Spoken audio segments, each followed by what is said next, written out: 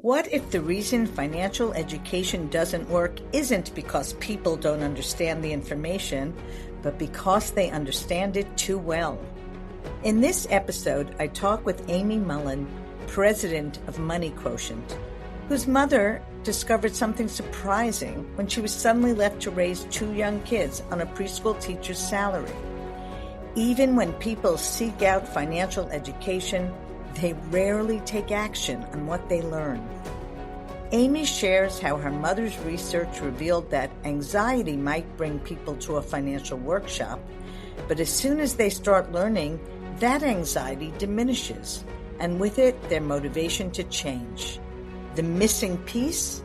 Positive emotion. When you're excited about a vision for your life that aligns with your deepest values, sustainable change becomes possible. Amy reveals how growing up with a saver mother and a spender father taught her to recognize both voices in her head, and why clarity about what brings you joy is the only measuring stick that matters, not keeping up with the Joneses. If you've ever wondered why you know what to do with money but can't seem to do it, this conversation may shift everything. Listen in. Welcome to Making Change with Your Money, a podcast that highlights the stories and strategies of women who experienced a big life transition and overcame challenges as they redefined financial success for themselves. Now here's your host, certified financial planner, Laura Rotter. So welcome, Amy, to the Making Change with Your Money podcast. Thank you. I'm happy to be here. I will start the way I always do, Amy, with the question, what was money like in your family growing up? I love this question. Looking forward to hearing the answer. Well, this is a question that we have advisors ask all of their clients. And, as a way of learning about what we teach and how growing up with money affects your perspective and affects your decisions and your behaviors in the future, it really allowed me to examine my own life and how that has influenced me. So, interestingly, my mother, I think the story of kind of my financial influence begins when I was like around 5, and my brother was 9, I think, or 10. And we had my mother and my father, we were a typical family. My mother actually spent a lot of time researching and focusing on family systems and really how to have a healthy family and how to raise children, childhood development and that sort of thing. And right around this time, frankly, my father up and left our family, and it was a big punch in the gut for my mother, who had spent so much time trying to focus on having a healthy, happy family that stuck together. So it was a shock, a surprise, and she had to kind of quickly change gears into how does she raise her two young kids on her own, and frankly on the salary of a preschool teacher, which is not very much. She quickly realized that she didn't understand her financial situation, and that she had no education in that arena. So I'm telling you her story because it influenced me a lot, because I observed my mother, taking charge and finding education for herself. And, that whole experience of realizing there was a whole gap in her education led her down this path that became her life's work, and also ended up becoming my life's work. Yes. because I joined her in her work in her business. But she, in this search for her own financial education, she became an advocate for financial literacy because she realized she wasn't alone. There were a lot of people who never received financial education. It makes sense. It hasn't been required in our schools, Crazy. It's crazy yeah. that there's Yeah, it really is. It really is. And so she became a big financial advocate. And therefore, I was aware of the importance of understanding money from a younger age. I was only 5 when this whole kind of transition started occurring. But she ran into interesting research that showed that even when people sought out their own financial education, there was little to no statistical correlation with receiving that education and actually adopting the strategies that they learned. crazy.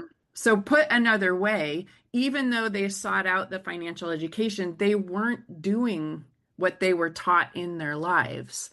Financial literacy courses, like even to this day, have had very little success rates in terms of turning people around in their habits and behaviors. So that was the spark of like, what is the missing piece? Why do people not take action when they know it's going to be helpful for them? And she ended up going back to school when she was in her early 40s. And I would say that I was, let's see, that would put me around 10, 11, 12, that time frame. And she ended up getting her master's degree and focusing on what motivates people to take action in retirement planning and financial planning. And that's what she did her thesis project on. Um, from there, she realized how much she loved research. And so once she retired from or once she received her master's degree, she started a research and writing organization where she worked with nonprofit organizations and did more research around this and built out particular programs and tools with the idea of taking what she'd learned from her research and helping people to more deeply engage uh, in learning about themselves, raising their own self-awareness, as well as building that motivation to take the necessary steps to be in a healthier financial situation. So, long story short, a lot of what she learned was that there was an emotional aspect that was missing from the financial literacy courses. People might go to a financial education workshop or something because they're feeling anxious or fearful. And so that emotional arousal is what brings them, what it builds the motivation to go to the class. It feels urgent to go. But as soon as that person starts learning the financial education, that anxiety or fear that they feel starts to diminish, even though no action has been taken. And because that has diminished, they don't tend to take steps because it was the emotion that helped them take a move. Unfortunately, those negative, well, fortunately, unfortunately, it depends on how you look at it. Those negative type feelings do not create sustainable behavior change, just as I described. Yeah. And it's actually the positive emotions that creates sustainable behavior change. So if somebody is like really excited about some goal they want to achieve, then because they're excited about that, that positive emotional arousal makes them want to do something about it, right? But that is far more sustainable. Oh my goodness, I've gone off on a tangent, but all of this is to say, I had a very positive role model in my life with my mother, and I feel very fortunate that at a younger age, I began to understand these elements and the importance of um, importance of having clarity of what's important to you as a way of making financial decisions moving forward. Um, And I, besides, yeah, go I ahead. was just going to say, and you're bringing home the clarity of understanding as we're starting, your money story, like the emotions that are Right. involved for you. Right. Yeah. And interesting. I did continue to have a relationship with my father. And what was really interesting about it was I think it's very common for most people to have parents that have opposite financial habits. So my mother, I think it was totally in her nature, but also because of her circumstances, really focused on saving, right? She was concerned about taking care of her small family. She didn't have a big salary. So it was very much focused on what are the essentials. And then we only splurge every once in a while for special occasions. And then on my father's side, who, I wouldn't see very often. It was like, frankly, once or twice a year, which is kind of crazy for me to think about now. I think it's a typical like making up for being absent sort of thing. And he was a total spender. So we would go to amusement parks and he would take us clothes shopping and we would go out for nice dinners, that sort of thing. So I had these kind of two opposite experiences, which was interesting to see that I ended up with both of them in me. And So, yeah, how that ended up translating to my behaviors is, whenever I would go shopping, or, basically purchasing material items, there was always my mother in the back of my head saying, do you really need this? Is this really important? And there was a lot of debating in my mind about whether I should spend the money on those things, even if it was something that I needed. I had a lot in the clothes department. Like I had trouble buying good clothes for myself for a while. But when it came to experiences like going out for dinner with friends or, concert tickets or something like that, I would blow money like it didn't matter. So there was no wrestling in my mind about whether this was too much money or, or any of that. So, I think I was fortunate to recognize those influences when I was basically in my early 20s, um, so that I could be more mindful about the choices I was making. Ultimately, I did decide that experiences were more important to me than material items. But I also would allow myself to let it go when I knew that I needed new clothes or something like that. So being aware, I think is so critically important to making good decisions. thank you. I love your clarity. how you're able to communicate it and watch what you're doing. And of course, I guess I understand that you're human, so you don't always make, engineer decisions about money, if you will. Right. Hmm. So, Amy, this podcast, our listeners are women in a life transition, perhaps right in the thick of it or on their way out. And so I always like to ask my guests, did you have a defining transition for you? And certainly I know the work that you do now with financial advisors, and if you could address perhaps how your life influences how you work teaching financial advisors. Mm.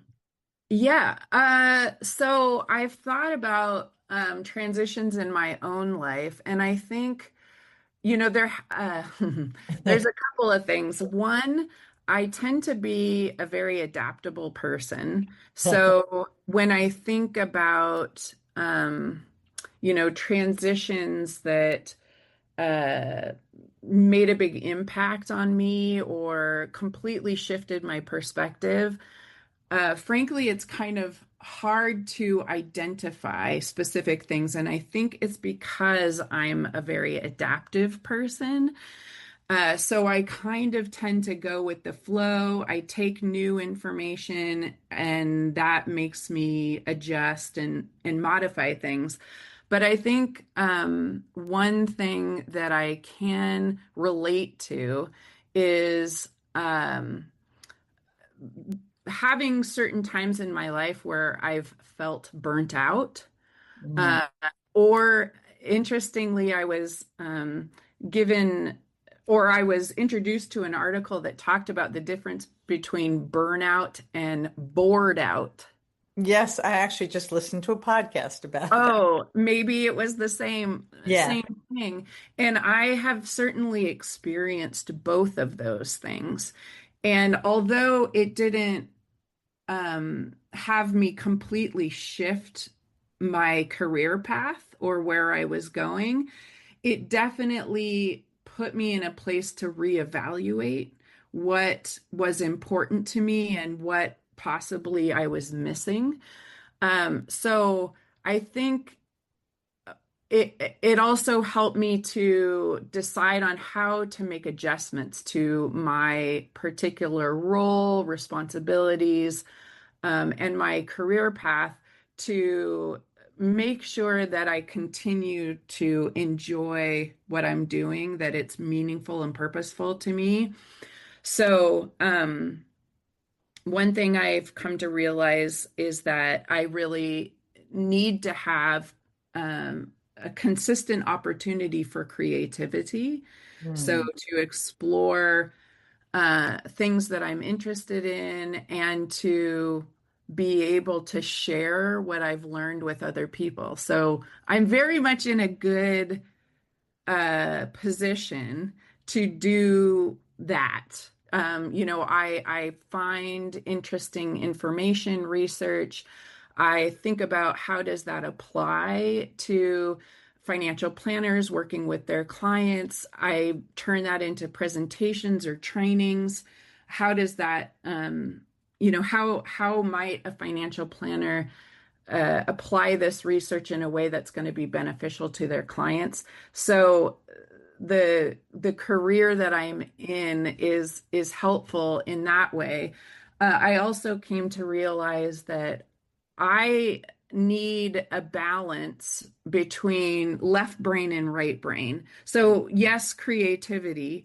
I think they would say right brain is the creativity piece of it, but I also I was always a math and science girl in school, and there is that part of me that just kind of loves having the right answer, Yes, knowing the I can steps, relate. yeah, getting the right answer. So um I have been mindful about shaping what I do so that it has both of these pieces. And, interestingly, I think financial planning is kind of the perfect space for that because you can be creative and unique in designing a life that has meaning and purpose, that's going to be unique to each individual. There's kind of an art to that. And visuals, there's visual of that. But then there is the math and science piece of it, of like how can we make this come to fruition? So how do the numbers line up, and how can we use resources to bring people to that? So I think what has been helpful for me in staying on a track that continues to help me feel fulfilled is to continue to check in with my own core values. What is most important to me? What makes me feel intrinsic reward? So, in other words, I think about positive feelings. What am I doing? Who am I with? Where am I when I have real positive feelings, joy, accomplishment, fulfillment? I focus on what causes me to feel that way, and then try to figure out how to make sure that I'm incorporating that in both my work life and my personal life as well. And this is also what we teach advisors to try and focus on with their clients as well. So we've developed tools and resources that help clients to think through, in a systematic way, think through what is truly important to them, and then, design a life, hopefully including their work life, that can be aligned with those things, because that's where life satisfaction really comes from. When you're aligning your resources, including your money, but also your time and your energy, when you align those things with the things that are important to you and bring you intrinsic reward, then you feel life satisfaction and fulfillment. Yeah. So, yeah. I love it. So much comes up when you describe that, Amy. Um, Given the last thing you said, I'll say I named my firm True Abundance Advisors on the thought that true abundance is not just maximizing your financial resources at all. I went through a long time of my life where that was my focus, and it left me depleted and miserable by the end of that career. And so recognizing that you also have other limited resources, time and energy, and then trying to find the right balance, which fluctuates depending what season you are in your life. And it is, when I started my own firm in 2016, to become a yoga teacher of money was this idea in my head, right? I had this long career on Wall Street and then found yoga and meditation. And I remember reading an article, and I don't know if you or your mother were quoted talking about Money Quotient. And I was like, oh my God, I don't have to reinvent the wheel. And I think I met you in Oregon in 2016. So it's been a big part of my journey as an advisor. And I want to reflect back to you what you said about the role of financial planner, financial advisor, which is you can make it as right-brained or as left-brained as you want to. I think that you are one of the first people I saw use a mind map when you led a workshop, and that was like a big part of the visual of the workshop, building thinking out loud through a visual, which I found fascinating. And since then, I use mind maps myself. And certainly, and as my career has changed, though I'm touchy-feely for a financial advisor, I'm not touchy-feely for a yoga teacher. And it's always, there's this comfort level with the numbers that I'm sometimes surprised that I rely on when I started this business to do more of the of the right brain work. So Mhm. it's always an evolution and a work in process. I was going to ask you how you get in touch with what is important to you. You did say a bit of that of asking yourself what makes you come alive, if you will, like what are you doing and who are you doing it with. Are there specific exercises or practices you do to touch base with yourself or, anything you can share? Yeah, well, I mean, I Creating the time, sorry to interrupt, but like yeah, we could all be on autopilot and then, you know. right. Well, and coming from a person who understands all of the research behind it, the meditation and the kind of learning how to sit still and mindfulness practices. I mean, all of these sorts of things, I completely understand and have felt the benefits of calming your monkey brain and really thinking about these things, also journaling, and getting some of those thoughts out on paper. Although I'm very aware of it, I'm not always the best at doing it all the time. I seem to struggle with getting myself to sit still for 10 minutes a day and do that. I have found some of these books that provide prompts have been helpful. I mean, I don't think I could name one right off the bat, but there are a number of books out there that kind of be are meant to be kind of a journaling thing, but they ask you specific questions that then you can, do free writing on. I have found that to be quite enjoyable and also really insightful. I mean, because you've utilized them, we have a lot of the tools in our own process that advisors use with their clients. And they ask some of the questions about, when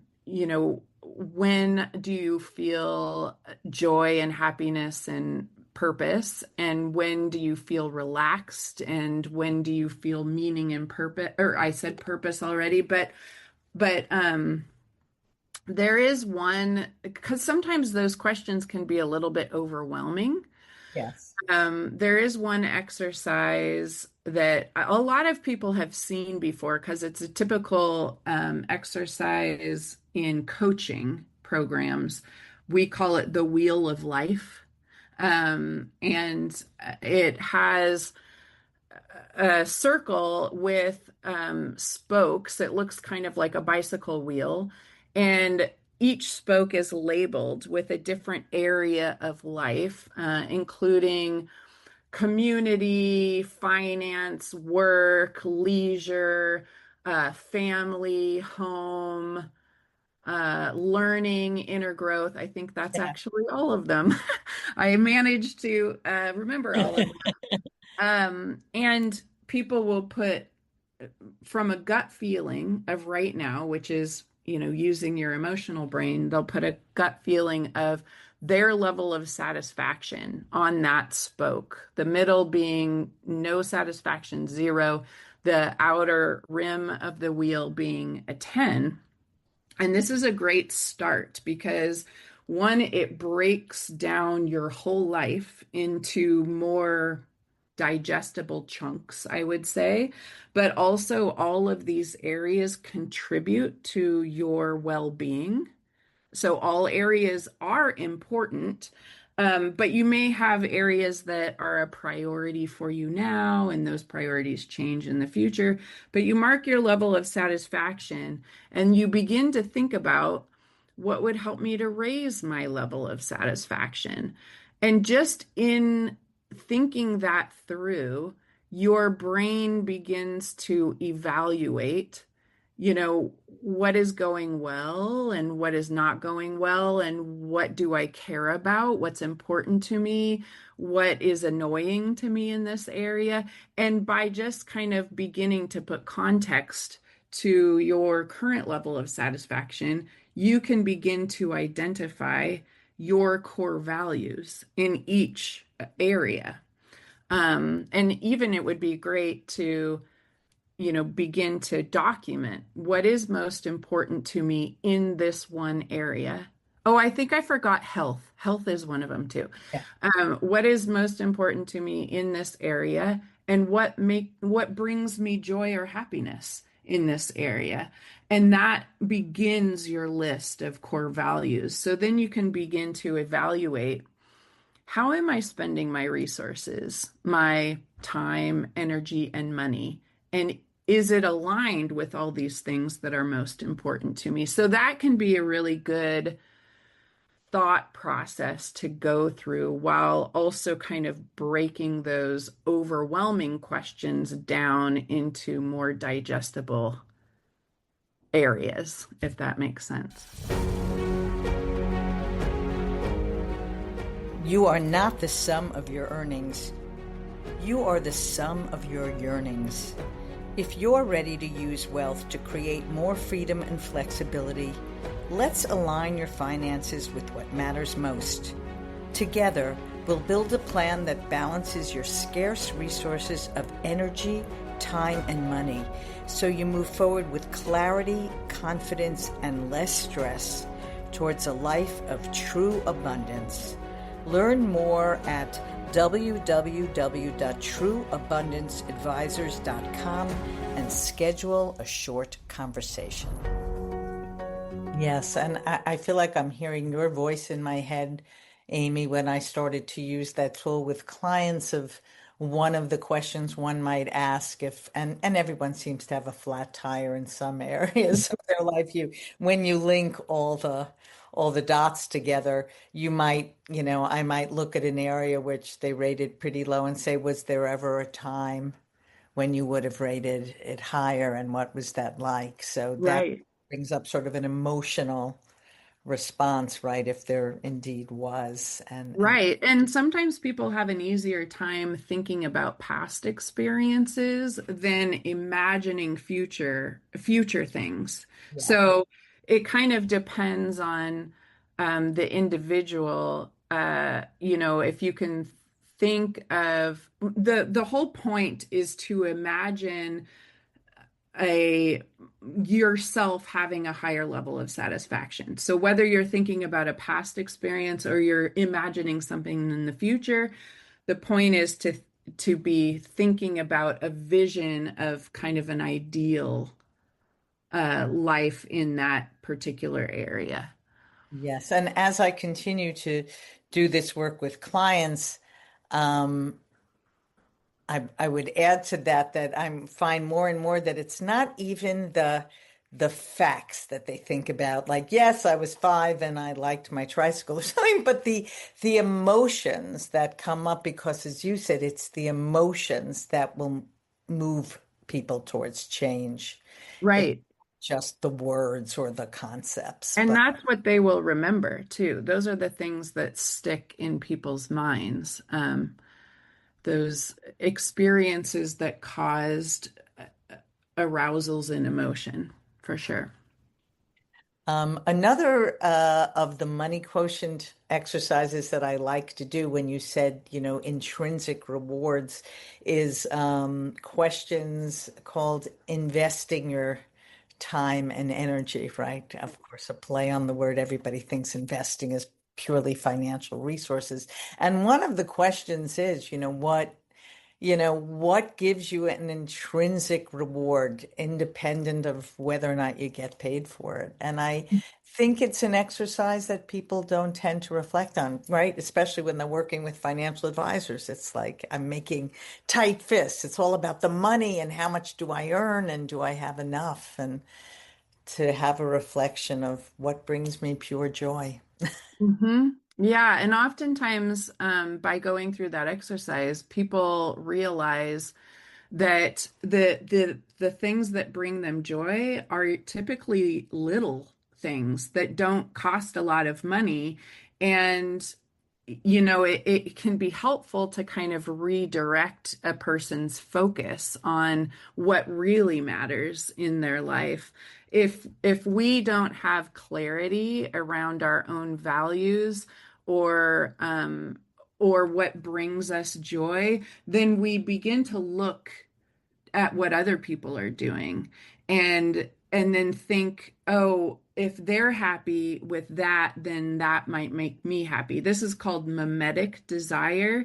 When I see the Joneses are very happy with their new yacht, I would assume that I'm going to feel happy with a new yacht as well. And so it's not evaluating whether that yacht is aligned with my values and what would bring me joy and fulfillment. It is kind of assuming that we will get joy from the same things that other people have, which is, our society is filled with this because of social media, because of marketing. People are swayed all the time to make purchases or even go down career paths that are not going to actually be fulfilling to them because they haven't done an evaluation on themselves, but rather they are following what they see around them.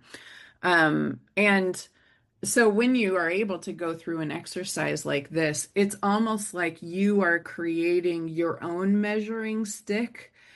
So the Jones is no longer your measuring stick, like how am I keeping up with the Joneses, but rather you're creating your own measuring stick of, if I had a life that had these activities and these people in my life that I know will bring happiness and fulfillment, then I'm no longer distracted by what the Joneses are doing, and I can instead compare where I am now to where I want to be. And that can really help, take those distractions that will potentially lead to dissatisfaction. It can take those away.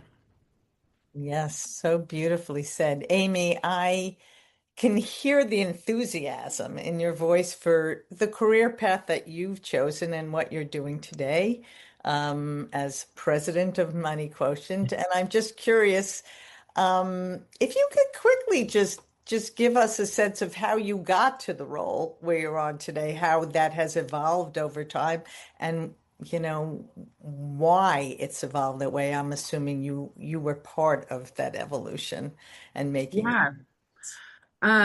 Well, so I actually, interestingly, I went to school for photography, and Oh, wow. maybe you didn't I did know not that know part of that. it. No. Yes, I went to school for photography. There was a great, small and very in-depth school up in Seattle, Pacific Northwest, the Pacific Northwest Photography or something like that. Anyway, it was a 5-year program. I Oh, wow. absolutely loved it. And I was very deep in the art of photography. I did film. Um, my specialty was black and white film photography. I developed all of my own pieces. I actually was doing very well, if I do say so myself. I had several pieces that were chosen for gallery exhibits. And I also was picked, while I was still a student, I was picked to be one of the artists that was featured in a boutique hotel in Seattle called Hotel Max. And actually, all my photographs are still up on floor 8 of the Hotel Max. So if anybody ever goes there, they can see in the hallway all of my photographs. But it was around the time where I was graduating from the school, and I had begun to start my own photography business, um, and working for a photo lab in the Seattle area when Carol Anderson, I don't know if I ever said her name, but Carol Anderson, my mother, started Money Quotient, our current organization, and that was 2001. And so she needed help, and she asked me. I mean, I didn't fully understand what she was creating, but I had been an assistant to her in the past, helping her with various errands and uh, computer things and whatever. So she asked if I would come help her start her business while at the same time I could continue to grow my photography business. And and she would pay me what I was getting paid at the photo lab. Interestingly, I did not enjoy working at this photo lab because it was kind of a traditional management hierarchy situation. And I realized I didn't do well in that environment. I'm kind of a entrepreneur minded person, and they were not interested in hearing my ideas. So I quickly took advantage of that situation and and learned more about what she was putting together to teach financial planners. After several years of having this research and writing organization and developing a bunch of tools, she realized like financial professionals are uniquely positioned to be talking with clients both about their life and what a meaningful life looks like for them and the finances. There's not really another professional who is uniquely positioned to help them think through both of those things. So the idea of Money Quotient was born where we could teach and provide those resources. So what was supposed to be temporary, I quickly fell in love with the work that we were doing. And for some of the reasons I shared with you before, this kind of right brain, left brain thing, and the fact that we were bringing science to this kind of art of relationship.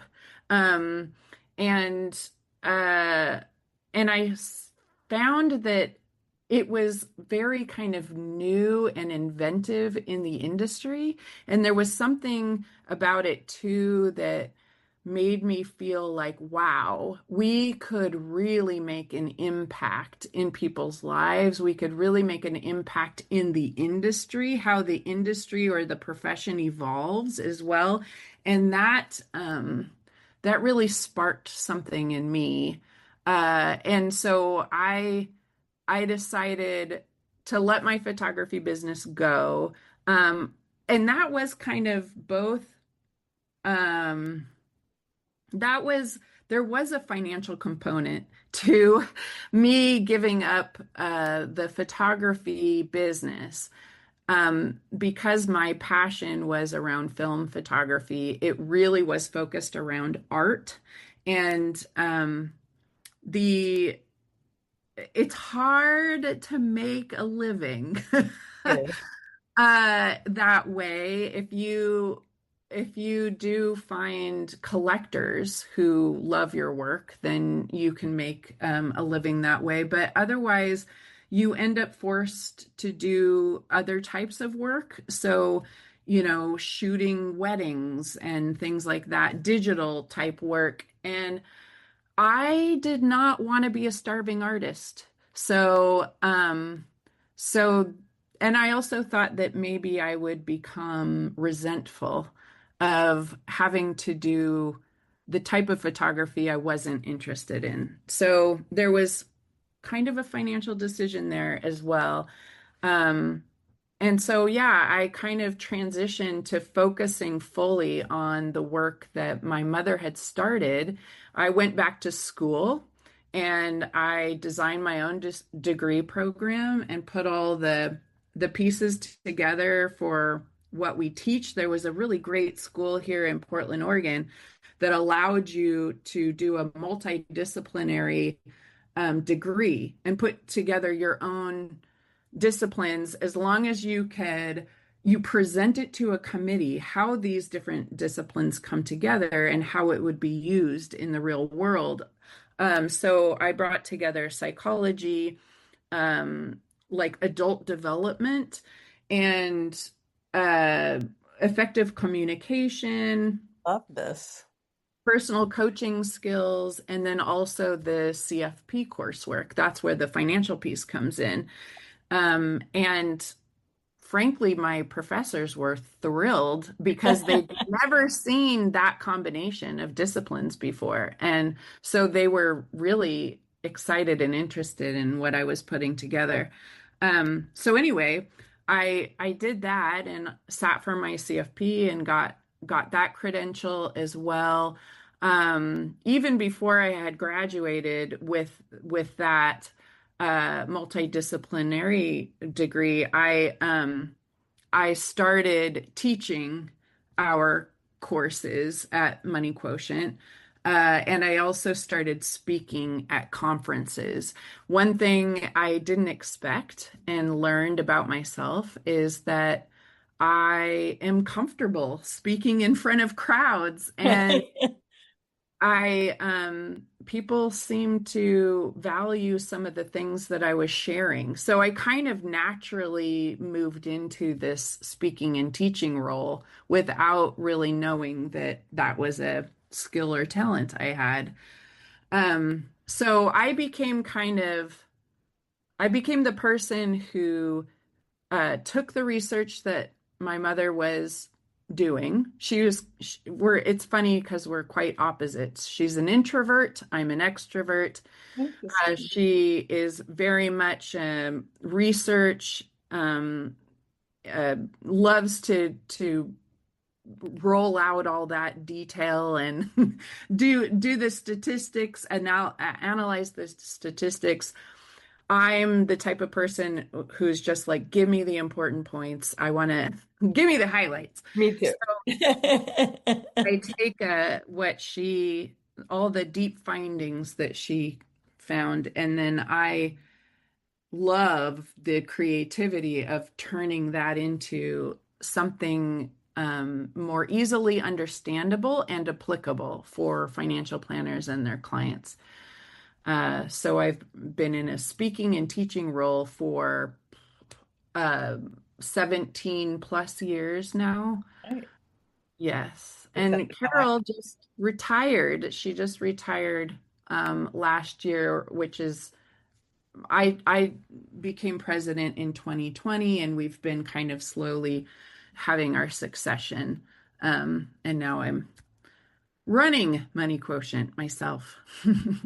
So hopefully you have the infrastructure in place that you can continue to be creative and challenge yourself, which sounds like this role has really allowed you to have a lot of personal and professional growth, Amy. Yes, yes, I am mindfully making those decisions as we move forward. I think a lot of your audience and the people who you have as guests will understand that running a business comes with a lot of things that are not enjoyable, but but keeping your eye on the things that keep you fulfilled is really important. Yes, and to that end, and something that's discussed a lot in our field, and I'm sure you deal with, is learning what gives you energy and what you can delegate and you don't need to do yourself, and putting people in those positions doing that work that have different personalities than you and do enjoy Hmm. doing it, and that you can trust, and it's not keeping you up at night. Absolutely. Having just spoken to a client who's getting all excited about purchasing a business and being an entrepreneur and saying, I'm so happy I won't have a boss," and saying, That's fine. We'll talk about it. You know that you will be your boss, and I know you to be a tough boss. So it doesn't all go away when you're not, when you're the person everyone else is reporting to, because Right. you'll be the one staying up at night and worrying about how the business is doing, even. I have been experiencing that. Yes, exactly.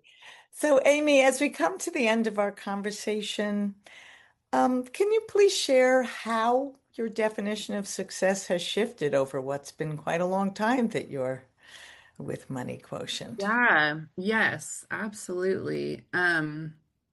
I definitely think there has been an evolution of my definition of success. And I feel like a lot of people go through a similar evolution where it can really, as a young person, start as like a lot of the definition has to do with kind of external aspirations, like you're thinking about your job titles and you're thinking about your income levels and all of this. Not that that's not important, but I feel like it has, when you're younger, it has a lot to do with what motivates you in a particular direction with your career path.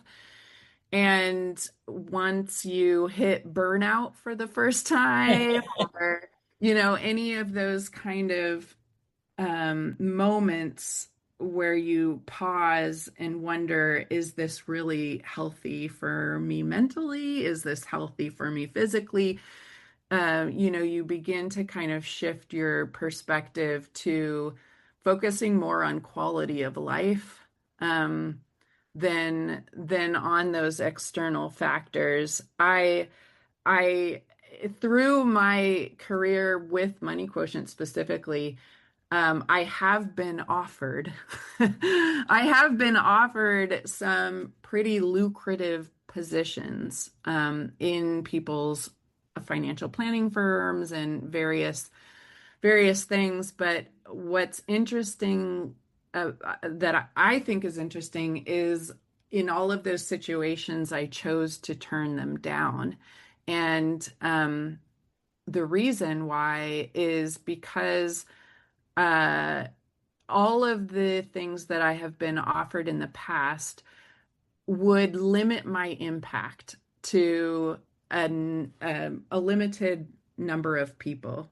So, for instance, if I was working in a financial planning firm, I could really make an impact in the lives of the clients of that firm. And I've always thought if I continue my work at Money Quotient, it has more of a ripple effect. So, I can be making an impact in the lives of the clients of all the firms that I'm teaching. And I'm giving myself goosebumps by saying this out loud. Um, but I think my definition of success for me, and it's different for everybody, absolutely. But for me, I I think part of it is making as much of an impact as possible in people's lives. And in addition to that, making sure that I am happy and healthy and enjoying my limited lifespan that I have as well. So there's clearly kind of a balance. It has far less to do with the financial piece of it. As long as I have what I need to live comfortably and do activities that I enjoy, then my success is more about helping and feeling purpose in my life. Love that. Thank you so much for sharing that, Amy. Um, so before we end, is there anything you want to make sure you share with our listeners or and any resources that you'd like to include for them? Sure. I mean, I think possibly, Laura, because you're a Money Quotient partner, you could potentially share the wheel of life that we were talking about with your audience. That would be a great thing for to get them starting and thinking around those things. I would highly suggest, I'm sure your audience covers um, the United States area, I would think. Yes. We do have um, we do have a directory of advisors, Money Quotient advisors who use our materials. I mean, I would recommend you work with Laura. But if you're in a different area, then there's a way to look for an advisor who has these same values as I've been talking about and really wants to make a difference in their clients' lives. So a directory on everyone, Yes. www.moneyquotient.com.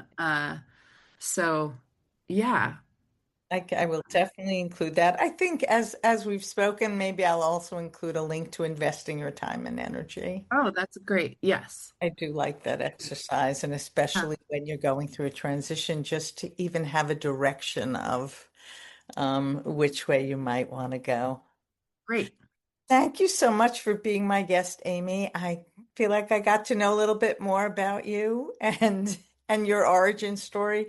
And of course, I love your organization. Highly recommend if anyone's looking for a financial advisor, or wants to check out the resources, please do. Awesome. Thank you so much, Laura. It has been very fun. Thanks for listening to Making Change with Your Money. Certified financial planner Laura Rotter specializes in helping people just like you organize, clarify, and invest their money in order to support a life of purpose and meaning.